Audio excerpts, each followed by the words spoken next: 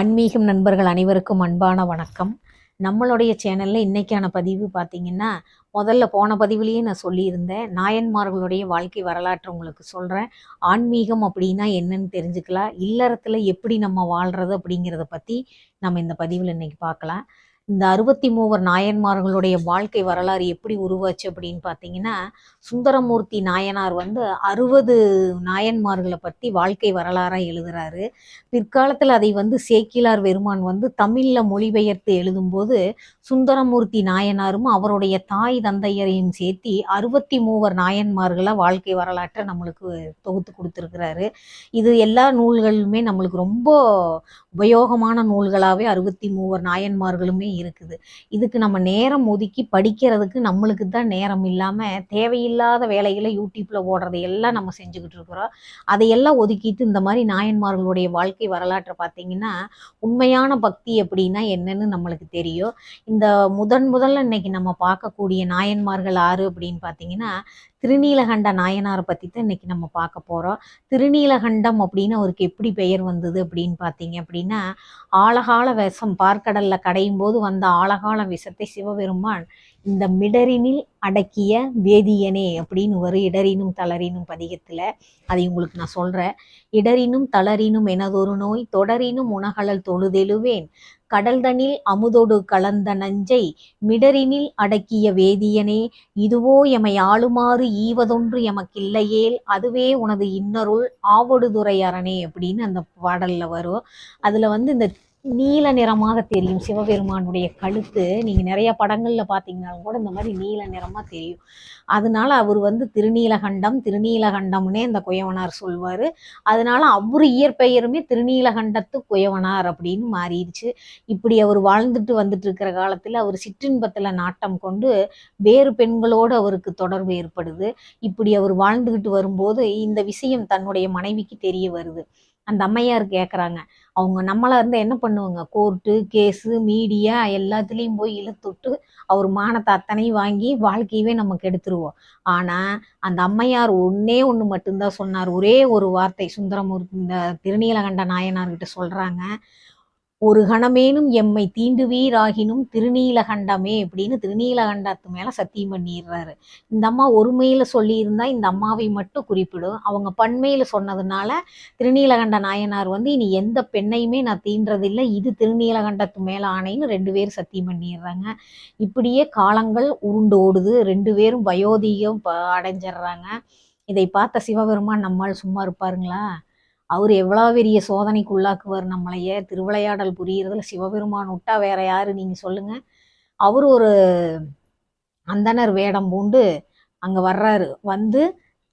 அம்மையார் உணவெல்லாம் உங்களுக்கு செஞ்சு போட்டு அவருக்கு புறப்படும்போது சொல்கிறாரு, நான் யாத்திரையாக நெடுந்தூரம் போகிறேன், இந்த திருவோடு எனக்கு இடைஞ்சலாக இருக்குது, இந்த திருவோட்டை நீங்கள் வச்சிருங்க, நான் போயிட்டு திருவோடு வாங்கிக்கிறேன் அப்படின்னு சொல்கிறாரு.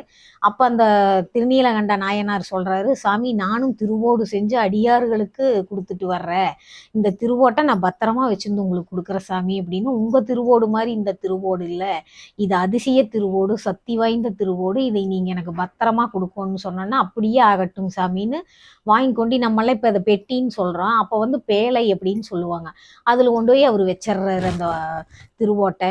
காலங்கள் உருண்டோடுது. சிவபெருமான் மறுபடியும் திரும்பி வர்றாரு. அந்த திருவோட்டை மறைச்சிட்றாரு. இதை போய் கேட்குறாரு, எனக்கு திருவோட்டை கொடுங்க, நேரமாச்சு நான் கிளம்போணும் அப்படின்னு கேட்குறாரு. அம்மையாரும் இவரும் போய் பேழையில் திருவோட்டை பார்க்குறாங்க. திருவோடு இல்லை. இவர் தான் மறைச்சிட்டாரு. திருவோடு எங்கே இருக்கு? அவர் 2 பேரும் மனசுல ரொம்ப கவலை. என்ன சொல்கிறது சாமிகிட்ட, என்ன சொல்லுவாரோ அடியாருன்னு நினச்சி 2 பேரும் சொல்கிறாங்க, நாங்கள் வேணாலும் வேறு திருவோடு தர்றேன்னு, என்னுடைய திருவோட்டை நீங்கள் திருடிக்கிட்டீங்க அப்படின்னு சொல்கிறாங்க. அப்போ அந்த அம்மையார் சொல்கிறாங்க, என்னோட கணவன் திருடவில்லை சாமி, உண்மையாலுமே அந்த திருவோடு மறைஞ்சிருச்சு, எங்கே போச்சுன்னு எங்களுக்கு தெரியல அப்படின்னு 2 பேர் வருத்தப்படும் போது, இதுக்காக நாங்கள் என்ன செய்யறது, நீங்களே நீங்களே இதுக்கு ஒரு தீர்வு சொல்லுங்கன்னு அடியாரை கேட்குறாங்க. அப்போ அவர் வாங்க பஞ்சாயத்துக்கு போகலாம் அப்படின்னு சொல்லி ஊர் பஞ்சாயத்துக்கு கூட்டிகிட்டு வந்துடுறாரு. அங்க வந்து நீங்க இவங்க 2 பேரும் என்னுடைய திருவோட்டை திருடிட்டாங்க, நீங்க தான் வாங்கி கொடுக்கணும் அப்படின்னு சொல்லும்போது பஞ்சாயத்து தலைவர் சொல்றாரு, இவர் அந்த மாதிரி ஆள் கிடையாது, இவர் திருநீலகண்ட நாயனார் சிவனுக்கே தொண்டு செஞ்சு வர்ற குடும்பம் அந்த குடும்பம், அவங்க இந்த மாதிரி தப்பு செய்யவே மாட்டாங்க, அவரே திருவோடு செஞ்சு அடியாருக்கு கொடுத்துட்டு வர்றாரு, அவர் எப்படி தப்பு செய்வாரு அப்படின்னு சொல்லி கேட்கும்போது, சரி நீங்க ஊர்க்காரரெல்லாம் இப்படி சொல்றதுனால அவரை சத்தியம் பண்ணி கொடுக்க சொல்லுங்க, நான் திருவோட்டை திருடலை அப்படின்னு, நான் அவங்கள விட்டுட்டு போயிடுறேன் அப்படின்னு சொல்றாரு. சரின்னு சொல்லிட்டு அவங்க சொல்றாங்க, சத்தியம் தானே போய் பண்ணுங்க 2 பேருமே, எதுக்கு பயப்படுறீங்க அப்படின்னு சொல்லும்போது, இவங்க 2 பேரும் செஞ்சுக்கிட்ட சத்தியம் ஊர் மக்களுக்கு தெரிஞ்சிரும் அப்படின்னு சொல்லி 2 பேருமே ஒருத்தர் மூஞ்சி ஒருத்தர் மாத்தி மாத்தி பாத்துக்கிறாங்க, என்ன பண்றதுன்னு தெரியல. ஆனா ஊர் மக்களுக்கும் சந்தேகம் வந்துருது இல்லைங்களா. அவங்க வந்து சொல்றாங்க, இப்ப நீங்க ஏன் இறங்கி சத்தியம் பண்ண மாட்டேங்கிறீங்க, அப்ப நீங்க திருடி இருக்கிறீங்களா அப்படின்னோடனே, இல்ல இல்ல என் கணவர் திருடல அப்படின்னு சொல்லி அந்த அம்மையார் வந்து உண்மையெல்லாம் சொல்லிடுறாங்க. இப்படி நடந்தது இல்லறத்துலன்னு சொல்லி எல்லா உண்மையும் சொன்னோன்னே, அந்த ஊரே வியந்து பார்க்குது அவங்கள. இப்படி ஒரு கணவன் மனைவியா? இந்த காலத்துல இப்படி வாழ முடியுமா? எவ்வளோ ஒரு பதிவிரதையோட அந்த அம்மா வாழ்ந்திருக்கிறாங்க அப்படின்னு சொல்லி எல்லாரும் அவங்கள நினைச்சு பெருமைப்படுறாங்க. அப்போது சிவபெருமான் வந்து அடியாரா வந்தவர் வந்து, நீங்க இவ்வளவு சத்தியம் பண்ணியிருக்கிறீங்களா அப்படின்னு சொல்லிட்டு ஒரு குச்சியை கொடுத்து 2 பேரும் ஆளுக்கு ஒரு முனையில பிடிச்சிக்கிட்டு முழுகி எந்திரிங்க அப்படின்னு சொல்றாங்க. அதே மாதிரியே அவங்களும் ஆளுக்கு ஒரு முனையை பிடிச்சிக்கிட்டு தண்ணியில முழுகி எந்திரிக்கும் போது எந்த இளமையோடு அவர்கள் சத்தியம் செய்தார்களோ அதே இளமையோடு அவர் மீண்டும் வந்தாங்க. அப்ப சிவபெருமான் வந்து மறைஞ்சு, அந்த அடியார் மறைஞ்சு வான் வீதி மார்க்கு வழியாக சிவபெருமானும் அம்மையாரும் காட்சி கொடுத்து இன்புற்று வாழ்ந்து என்னடி வந்து சேர்வீராக அப்படின்னு சொல்லி மறைஞ்சாங்க.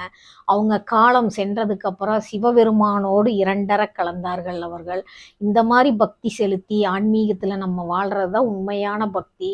இந்த பக்தி நெறியை நம்ம ரொம்ப கடைபிடிக்க முடியலினாலும் நம்மனால முடிஞ்ச அளவுக்கு இந்த பக்தி நெறியில நம்ம வாழ்வோம். ஆன்மீகம் அப்படின்னா என்னங்கிறது உங்களுக்கு புரிஞ்சிருக்கும். குடும்ப இல்லறம் அப்படிங்கிறது என்னன்னா உங்களுக்கு புரிஞ்சிருக்கும். இந்த பதிவு உங்களுக்கு பிடிச்சிருந்தா பெல் பட்டனை கிளிக் பண்ணிக்கங்க, லைக் பண்ணுங்க, சப்ஸ்கிரைப் பண்ணுங்க. மீண்டும் அடுத்த நாயன்மார்களுடைய பதிவுல சந்திப்போம். நன்றி, வணக்கம்.